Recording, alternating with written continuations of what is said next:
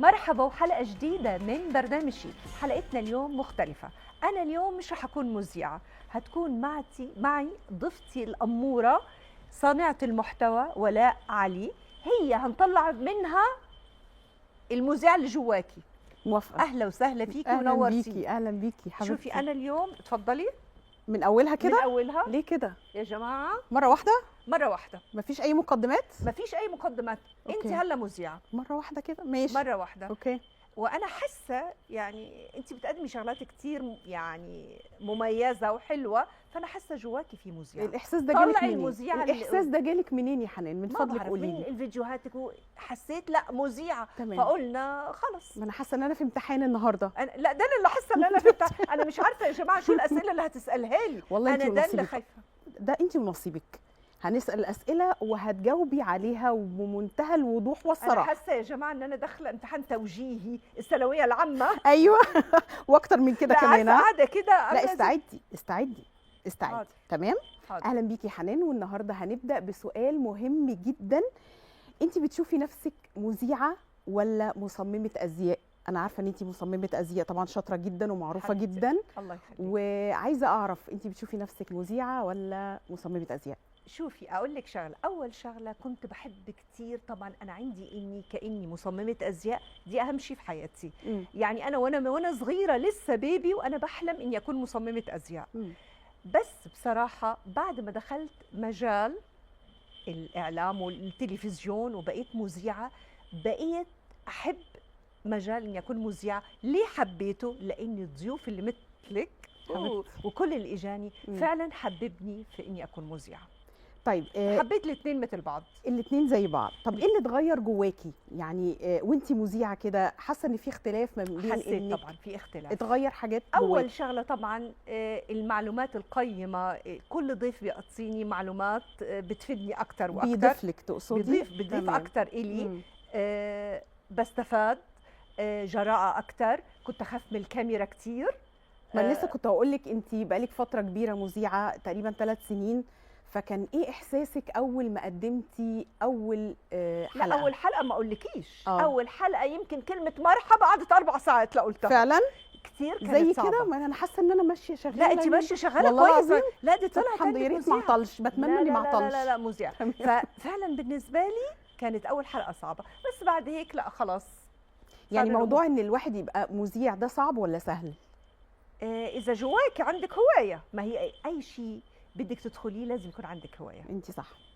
طب ايه رايك في الحلقه دي؟ يعني انا ماشيه تمام، ينفع اقدم الحلقه؟ ممتازة. ينفع ابقى مذيعه؟ انا حاساكي انا اللي ملخبطه. انت عارفه انا ملخبطه اليوم منك لان قلت لي اسئله، فانا خايفه من السؤال اللي مش عايزه اقوله لها تقوم تساله لي. بصراحه انا مش عايزه اسالك. طب انا عايزه اسالك بقى سؤال بعيدا بقى عن ان احنا بنتكلم برسميات ومذيعه والكلام ده كله. انا هسالك سؤال بعيد خالص، يعني متهيألي ما حدش ساله لك قبل كده. مين الشخص اللي بتعملي نفسك مش شايفاه وقت ما تدخلي اي مكان؟ تعملي نفسك مش شايفه الشخص ده. اي شخص؟ دخلتي مكان فيه ناس كتير، مين الشخص اللي فيهم هتعملي نفسك مش شايفاه وبتتجاهليه تماما؟ يعني انا اقول اسمه ولا اعمل؟ لا مش اسم، انت حسيتي اي شخص. شوفي الشخص اللي هو الكذاب والمنافق والمتكبر، ايوه استحاله ان انا احكي معه. انت برج ايه؟ المتكبر. الحوت قلبهم طيب. صح ولا لا؟ ايوه حقيقي. انا جوزاء وبفكر بنفس طريقتك كده كمان. يعني انا لو دخلت مكان ولقيت فيه ناس كتير، الشخص الوحيد اللي انا هتجاهله هو الشخص اللي مجرد ما الاقيه بس دماغه مرفوعه كده شويه بالظبط وفي تكبر بعمل نفسي مش شايفاه. صح خالص. هو التواضع حلو. اكيد. عمرك عملتي نفسك نايمه عشان ما ترديش على حد؟ لا خالص. لا تسمحي لي انا ارد على السؤال ده؟ قولي. انت اكيد عملتها وعملتها في جوزي حاليا. لا انا جوزي ده ما بردش عليه فعلا. لا انت عشان لا ده احنا من قبل ما نتجوز انا عملت كده فعلا. في يعني جه بيخبط علينا وانا عملت نفسي نايمه، كنت نايمه بس ما رضيتش اقوم افتح الباب وسبتيه بره على الباب. وسبته بره على الباب، وبعدين راح ورجع تاني على اساس مثلا ما فيش حد موجود هيجوا كمان شويه او حاجه، برضو ما فتحتش الباب. يعني انا بس بنصحك ما يشوفش الحلقه هاي. يا ريت يا يعني ريت بس والله الراجل ده ليه الجنه عموما بس يعني، بس انا فتحت الباب للاخر يعني في الاخر انا فتحت الحمد الباب. لله، يا ريتني ما نشكر ربنا انه فتحته فتحتي الباب. يا ريتني ما فتحته يا حنان. ليه؟ خلاص بقى خلي الطبق مستور. طب ليه؟ طيب انا خلاص صرت بقى نفسي اعرف. خلاص يا حنان خلي الطبق مستور. يلا الحمد لله كل واحد بياخد نصيبه الحمد لله. ضحك ضحك والله ضحك عشان مروحه البيت بس عشان ما يحصلش طيب حاجه. لا ان شاء الله ده ضحك والله عشان هو ضحك. شايفني دلوقتي. طيب هقول لك على حاجه بقى، خلينا نعمل فيديو انا وانتي دلوقتي مع بعض. اوكي. انا مذيعه وانتي الضيفه تمام. احنا هنعكس الموضوع دلوقتي. انا بقى هجرب فيكي صانعه المحتوى بقى، هطلع منك صانعه المحتوى أيوة. مش المذيعه. طيب اوكي. هنقدم دلوقتي فقره هسالك اسئله سريعه واجاباتها مستحيله، بس هتجاوبي عليا بسرعه وبمنتهى ممكن تليفون شغله، مفيش اي حاجه، انت هتجاوبيني بسرعه جدا. تمام؟ بس شوي جاهزه؟ جاهزه يعني. جاهزة. انا في ايدي ايه دلوقتي معاكي. تمام. اهلا ومرحبا بكم في فقرتنا اجابه سريعه ولكن الاجابه مستحيله. معانا ضيفتنا حنان امين. دلوقتي هنسالها السؤال وهتجاوبنا بسرعه جدا يا جماعه. اهلا بيكي حنان، مستعده للاجهزه السريعه؟ أكيد. مستعده. دلوقتي لو البطريق لبس شبشب في رجليه هيمشي ازاي؟ اجابه خاطئه، اجابه خاطئه يا جماعه. السؤال اللي بعده ايه الحاجه اللي كل ما بتكتر بتصغر؟ كل ما للاسف الوقت خلص، ما لحقتش ضيفتنا ان هي تجاوب على الاسئله. اخر سؤال واخطر سؤال. ايوه. وحضرتك لازم تجاوبي بسرعه وبمنتهى الوضوح. اها. كم مره بتقفي قدام الثلاجه بدون سبب في اليوم؟ 3 مرات. خلصت فقرتنا يا جماعه. لا وللاسف لا لا. زي ما انتم شايفين الضيفه يا جماعه ما لحقتش ان هي تجاوب لحقتش واعترفت أقول بكل حاجه بمنتهى الصراحه والوضوح. فاصل ونواصل. هو بصراحه هيك مرات بتصير. مرات احنا هيك ايوه في مذيعين ما بتديش فرصه للضيف ان هو يتكلم. صح. ودي صح. هاي رساله وصلتيها هيك مخفيه. بالظبط لان كتير انا بصراحه حصلت معايا بس مش معايا انا يعني. لا خالص، كتير قبل كده حصلت معايا وكنت بطلع وكانت المذيعه ما بتدينيش فرصه ان انا اتكلم. ففعلا لازم الضيف ياخد وقته ويتكلم بمنتهى الاريحيه ويجاوب عشان يوصل الرساله. بس بصراحه برافو عليكي، وصلتيها بطريقه ايه رايك رائعه. ايه رايك؟ ما لحقتش تجاوبي على الاسئله. لا ما لحقتش. لا ومرات بتسالها الاسئله، المذيعه بتسال الضيفه الاسئله بتبقى هي المذيعه نفسها تجاوب، فبتجاوب هي نفس بالظبط تحسي ان هي اللي بتسال وهي اللي بتجاوب في نفس الوقت، ما بتديش فرصه للضيف. دي مشكله. طيب ايه رايك في الست المصريه او الست العربيه عموما؟ ناجحه طبعا في كل حاجه، في كل شيء ناجحه. تقدر تأدي اي دور وظيفي. يعني هلا صاروا سواقين حتى تاكسي. بالزبط. الجزاره هذيك المره شفت كل شيء طياره كل شيء. صح. لا صح. ست عظيمه بتسوق طياره وتسوق انا شفت ناس ستات بيسوقوا قطر. بالظبط انا شفتهم حقيقي. وجراءه وعندهم صبر اكثر من الرجال. احنا مش ضد الرجال بس الستات عندهم صبر اكثر. ايوه ده حقيقي كتير. طيب لو تحبي تكوني ضيفه قدام اعلامي كبير يكون مين؟ احنا قلنا مين؟ اعلامي كبير. احنا قلنا مين احنا؟ يلا فكري قولي لي. مين قلتي مين؟ اعلامي يعني كبير. هو بصراحه في كتار بس مش عايزه تذكري حد معين؟ لا هو انا مش حابه اذكر مش حابه لا اصلا. يعني شوفي منى الشاذلي فعلا ممتازه، لميس الحديدي رائعه. والله هم كتار، انا كتير كلهم بحبهم. ايوه حقيقي. وطبعا سالي فؤاد. دي حبيبتنا كلنا دي بقى. سالي دي حبيبتنا كلنا. طيب لو حبيتي وانتي مذيعه يكون في ضيف معاكي معين، تحبي يكون مين الضيف اللي تقعدي وتتحاوري معاه كده وتتكلمي؟ مصمم الازياء هاني البحيري. فعلا. اشمعنى؟ تصميمه كل شيء ناجح في كل شيء. فنان. كل فستان عنده حكايه بصراحه. حقيقي. وفي حاجه كمان لاحظتها ان مفيش حد بيختلف على ذوق هاني البحيري. ابدا. يعني في مصممين تانيين بيعلقوا عليهم، لكن هذا ممكن حد يختلف، انما هاني البحيري ما حدش بيختلف ابدا خالص. ايه ده انفع مذيعه يا جماعه. والله انا حاسه انك انت الاسئله والجواب يعني انت رعبتيني وانا قاعده هون. بقيت خايفه فعلا. قالوا لي لا هتسالك اسئله مرعبه. لا يلا كملي معايا. اكمل خلاص يعني اكمل اقول ايه؟ طيب في ايه اسئله تاني؟ طب ممكن تساليني انت شويه؟ اسالك. هو في سؤال اللي دايما الستات بتخاف منه، هو قديش عمرك. طب ليه تسال؟ يعني لا. انا مش فاهمه. يعني بيبقى قاعد مع عيدها وقاعده وهي عامله شعرها وحاطه ميك اب واموره ومش عارفه ايه، وهي حاسه حالها صغيره. طب يعني ما تسالش؟ لا. طب ممكن اقول لك السؤال وتكوني جريئه وتقولي قديش عمرك؟ لا طب مش ليه؟ هقول، لا مش هقول، انا مش هقول. ده لا، سؤال ما ما يتسالش ما اساسا لاي ست. يتسالش. ليه؟ لان الستات ما بتكبرش. بالظبط. الستات بتصغر عمرها يعني لا مش بيكبروا. فما فيش حد هيجاوب على السؤال ده بمنتهى الصراحه. صح. لا، يعني ما- هذا من بعيد عن الأسئلة. الاتيكيت خالص. هذا من الاسئله اللي مرات بتحس هو بيحس انه عمل انجاز فظيع انه مم. قال عمرها على شاشه التلفزيون. مم. فبحس انه هذا السؤال لا صعب. وطبعا سؤال التجميل هو يعني انا موضوع التجميل بدي احكي عليه. كلنا بنحب التجميل. يعني انا امنيه حياتي اعمل تجميل. لا بس لا انت زي القمر لا يعني بس انا بقول لك الواحد اكيد بيحب يعني. فمرات يقول لك عامله تجميل اعترفي يعني أيوة. كانه انا عامله شيء غلط. عامله جريمه. صح. وكم عمليه وعامله كم عمليه والكلام ده كله. لا ده بقى العادي دلوقتي، بقى العادي دلوقتي. يعني ما فيش مشكله خالص ان حتى الرجال صاروا بالظبط كتير بيعملوا حاجات تجميليه ما فيهاش اي حاجه، طالما مش بيغير في شكله، مش بيغير في ملامحه، وفي نفس الوقت هو طبيعي او هي طبيعيه في الاخر. بالعكس دي بتضيف جمال على جمالها. صح. فلا الموضوع يعني مش هاي من الاسئله اللي دايما تتسال. بس بحس يا جماعه طب حلو. عارفه يا ولاء المره اللي فاتت لما بروح الجيم لقيت في صبايا بتحكي شوفي على صبيه تانية حاطه ميك اب وبالنادي، كيف جايه بالميك اب بالنادي؟ طب هي حابه نفسها وحاطه ميك اب ومبسوطه، ليه نعلق؟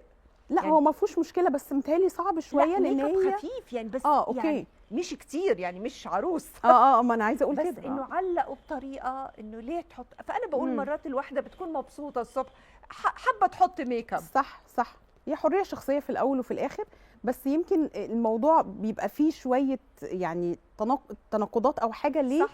عشان بتلعب في جيم ورياضه وبتتحرك والكلام ده كله. فهو ليه الميك اب يعني ليه الميك اب؟ بس لو خفيف طبعا هي حريه شخصيه. طبعا حريه شخصيه طالما مش بتاذي حد. طيب انا عمالي بفكر انا وياكي نبقى ندخل المطبخ أوكي. ونعمل اكل. يعني يلا. مش دلوقتي يلا. ما اكيد مش دلوقتي. بس فكرك لو دخلنا المطبخ انا وياكي شو بدك تعملي لنا اكل؟ انت جيتي على الجرح. ليه بقى؟ ليه؟ انا من الناس اللي ملهاش خلق للمطبخ.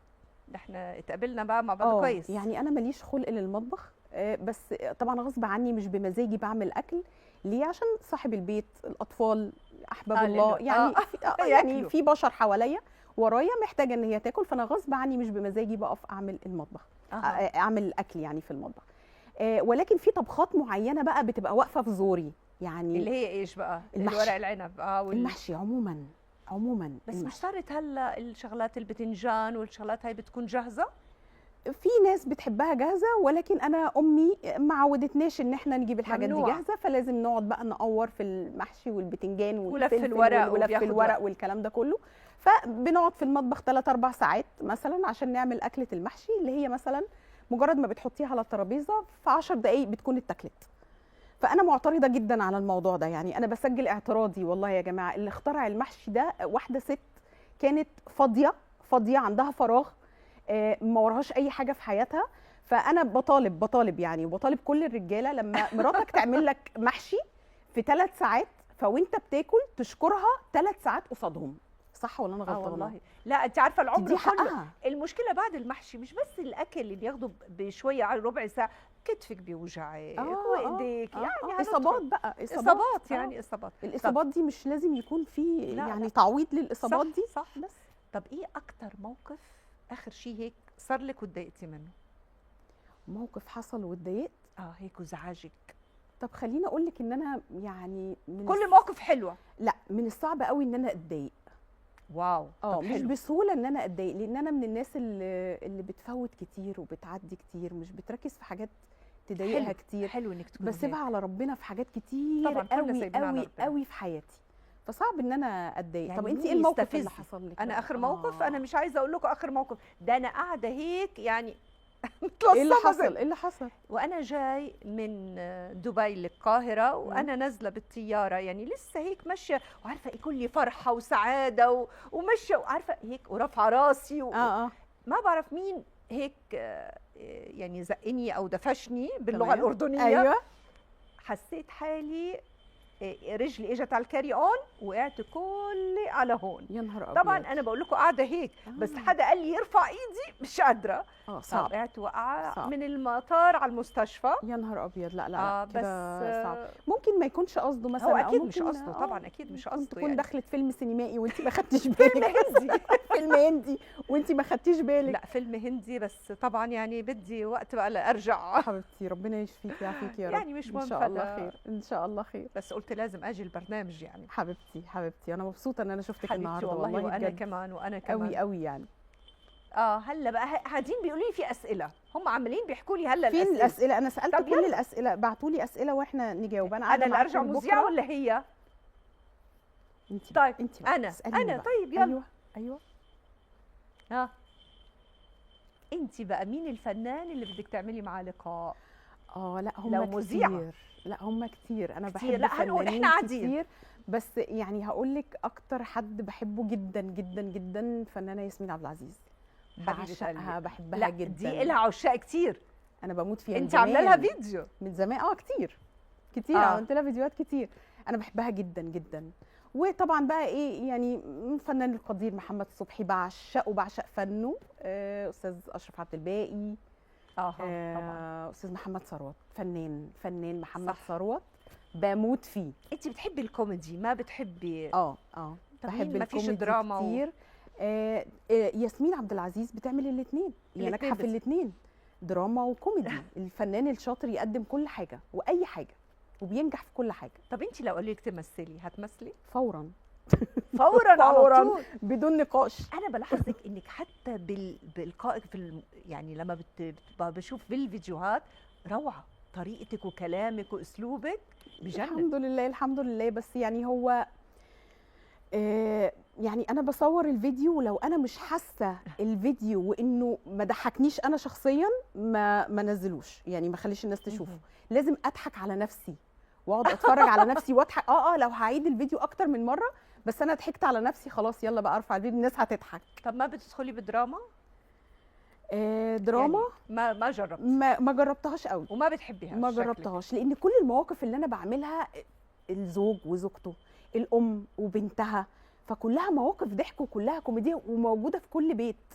صح. على فكره انت مرات بتعملي شغلات بقول يا ربي ولا حكيتها وانا هلا صارت معي. مش حصلت معاكي قبل كده؟ انا كميه التعليقات اللي بتجيني تقولي يا ولاء انت شايفانا في البيت، انت يعني حاطه مراقبانا، حياتنا بتتسرب على ايديكي، فانت شايفانا. اقول لهم يا جماعه هي ام واحده وفي منها نسخ كتير في كل بيت. صح. فما تفتكروش ان في حاجه جديده. لا انا امي اللي في البيت موجوده عندكم وهنا وهنا وهنا. صح. حقيقي. حتى الجنسيات يعني مش شرط ان انا اردنيه انت مصريه، حقيقي. صح.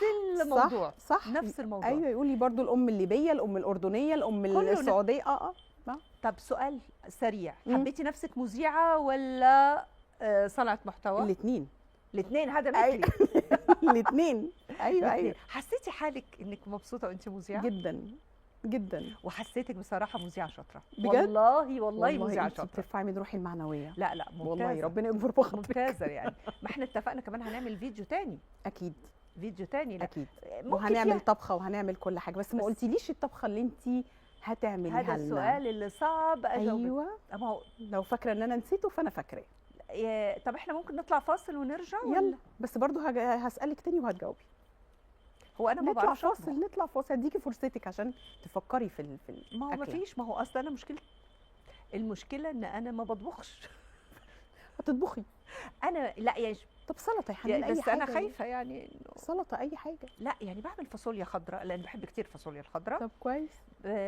مره قلت لبنتي كان عندنا بالاردن ثلج والدنيا، فقلت خليني، كان انا لوحدي انا وياها، فقلت لها خلاص يا ماما هعمل لك انا مقلوبه، ويا ريتني ما قلت لها. لغايه الان بنتي شايلها ليا يعني.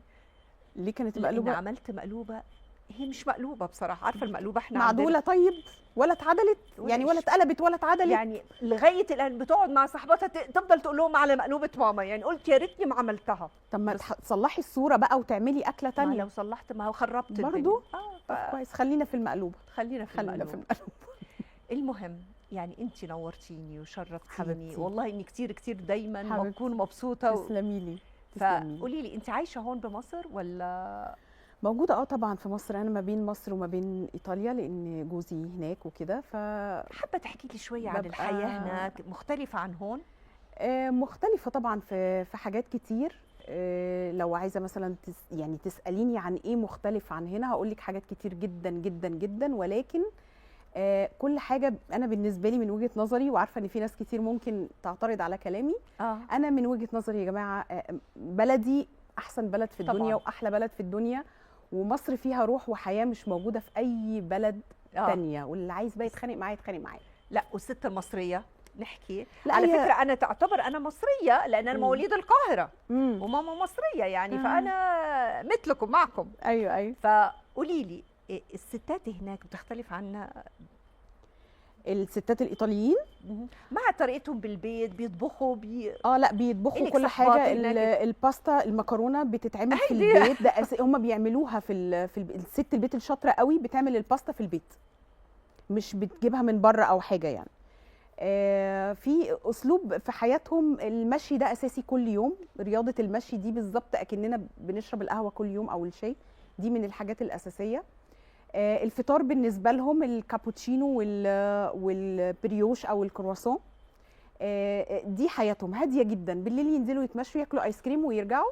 دي حياتهم. بيشتغلوا طول السنه شغل نار عشان في شهر 8 الاجازات بتاعتهم خلاص ياخدوا اجازه، يتفسحوا وياخدوا اجازه، ومحدش يقدر يرفع عليهم سماعه التليفون بس يكلموا. صح، هم خدوا اجازاتهم. انما يعني معلش الست المصريه بقى او الست العربيه دمنا خفيف وحلوين بصراحه. وبنعمل مجهود طول الوقت وبنضحي طول الوقت، ويعني لنا الله الحمد لله. طيب بما ان احنا بنحكي عن الست المصريه، ما تعمل لنا هيك فيديو هيك صغير بسرعه للست المصريه؟ ايوه، هيك اي شيء يعني من اللي انت قدمتيه هيك يعني عشان نختم الحلقه بكلام الحلو. طيب انا عايزه اقول لك على موقف. يعني يمكن الفيديو ده لسه منزلاه من كام يوم. ان انا قبل ما اسافر ماما ادتني شويه حاجات في علبه بلاستيك، تمام، وسافرت بيها. عايزه اقول لك ان طول فتره السفر وانا هناك هي بتفكرني بالعلبه البلاستيك عشان ارجعها لها. عايزه اقول لك ان انا خدتها معايا وحطيتها في الشنطه، واتوزنت العلبه البلاستيك، واتوزنت لحد ما وصلت هنا مصر، وسلمتها لها في ايديها. واول ما دخلت عليها ما سلمتش عليا، يعني مش تستقبل بنتها الاول بعد كده تشوف العلبه لا، العلبه البلاستيك كانت اهم بكتير طبعا يعني من صله الرحم. ماما انا جبت لك العلبه البلاستيك اهو، وانت انبسطت. خدتها مني. ايه ده؟ وريني، كنت كسرتيها ولا عملتي فيها حاجه ولا شرختيها؟ طب يا ماما سلمي عليا الاول. المصريه الاصيله، المصريه دي امي. اكتشفت ان هي امنا كلنا بصراحه. كلنا ربنا يخليها لك يا رب. تسلمي. ولاء بشكرك، يعني بشكرك ان وجودك معي مذيعه وضيفه، نورتي لي البرنامج كله. ده نورك والله حبيبتي. وخلصت الحلقه بسرعه، خلاص الحلقه الجايه في المطبخ ان شاء الله. ان شاء الله باذن الله. وبهيك خلصت حلقتنا لليوم، ونشوفكم الاسبوع الجاي ان شاء الله.